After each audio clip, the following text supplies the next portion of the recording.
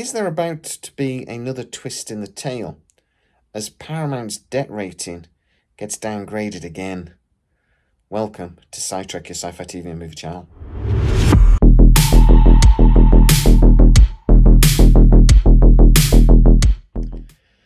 The sale of Paramount is, in theory, very straightforward. The company that owns the controlling stock and the woman that runs it, basically, this Redstone woman, want to sell their shares. And in theory, if somebody rocks up with enough money, they can just buy them and take over Paramount Global. Warner Brothers looked into this, but they don't have the cash to basically pay off another 15 billion quid's worth of debt that Paramount currently have. Another company, Skydance, who amazed me when this happened. When Skydance stepped up as a genuinely contender for this, I didn't know a lot about the company, I'll admit. I didn't know that the daddy is a multi-billionaire and there's also a bunch of other investors behind the company. That means that they are very cash rich. But it felt me a bit like, David rocking up and buying Goliath's house from under him.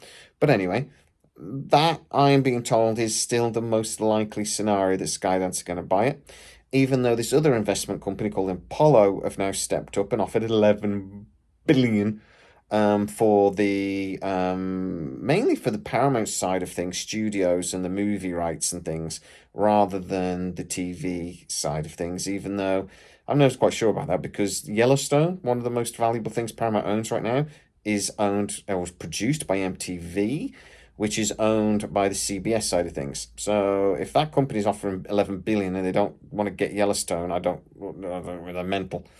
Also, actually, Star Trek is owned currently through CBS or produced through CBS. So I'm not sure that would work either. But anyway, I am being told that Skydance, by one source, are about to pull out. And that the reasoning this source is using is saying that because of their debt rating being downgraded, and it makes their value significantly lower. Another more reliable source, though, is telling me that actually Skydance are in the final stages of making the official offer, that they're putting the money in place. There are loads of legal things they have to do when doing such a large acquisition. They have to prove they've got the money. They have to put the money in a bank, basically, to as a middleman, and there's all sorts of things they have to do. So I'm being told they're in that process, and that Skydance are in the lead still, even though they're actually offering less money than Apollo. There is more confidence over at Paramount Global that they can actually do it and actually, pay the money, sort of thing, in a reasonable time scale as well. So what is actually going on if rumours about Skydance pulling out are surfacing? This could be a tactic over money. That always happens. Businessmen do try to, swindle each other a little bit. Oh, I'm not interested. I'll tell you what, I'll give you half. And these things sort of happen. I don't think so, though, because Skydance has actually gone through so much due diligence, etc., to get to this point. I think it would be surprising if they pulled out now. Would the debt sort of level, or the debt level being downgraded, affect them? Not particularly. I'm hearing that this would be pretty much a cash sale. They were going to absorb that $15 billion debt into other assets, etc. They're basically going to pay it. So the fact that their credit rating is basically BB minus now, I don't think would bother them too much. The only problem is they might be looking at the books and thinking, this isn't worth as much as you think it's worth, Mrs. Redstone. And actually, the money that we're putting forwards is significantly overvalued. Now, I think that is a point. There are certain IPs that Paramount own that, if exploited properly, could be worth significantly more than Paramount are making of them at the moment. Things like Top Gun. But at the end of the day, if IP can make a film of $1 billion, you don't actually make $1 billion. So, it's not worth as much money as you think on the surface of things. It's maybe worth a couple of 100 million, maybe.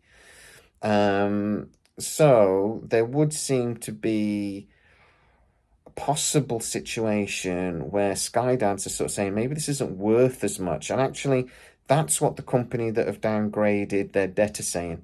They're basically saying, look, you're spending, Paramount, are spending way too much money on streaming. You're losing way too much money on streaming. You're not doing enough quickly enough to bring down those losses, and you're not paying the debt off quickly enough, even though there has been some movement towards paying some of that debt off. They're also saying that you're not cash rich enough. Now, I've been talking for a while now about how Paramount have been moving towards trying to get more actual cash in the bank.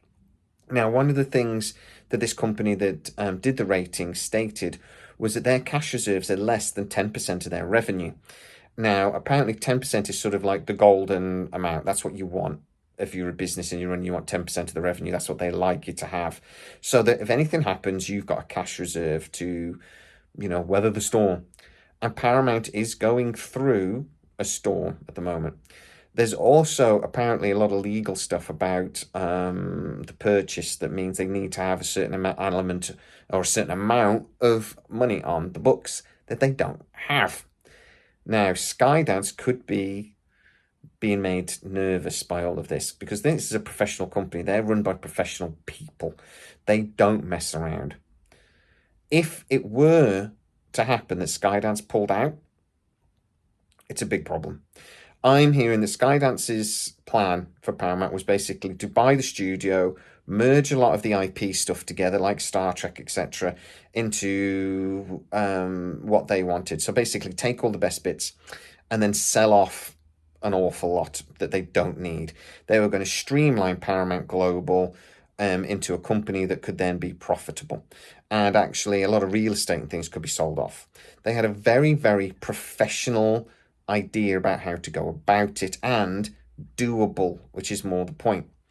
The current owners over at Paramount Global are looking at other offers from Apollo who don't necessarily want the whole pie and thinking, yeah, but we want out. What do we do with the rest?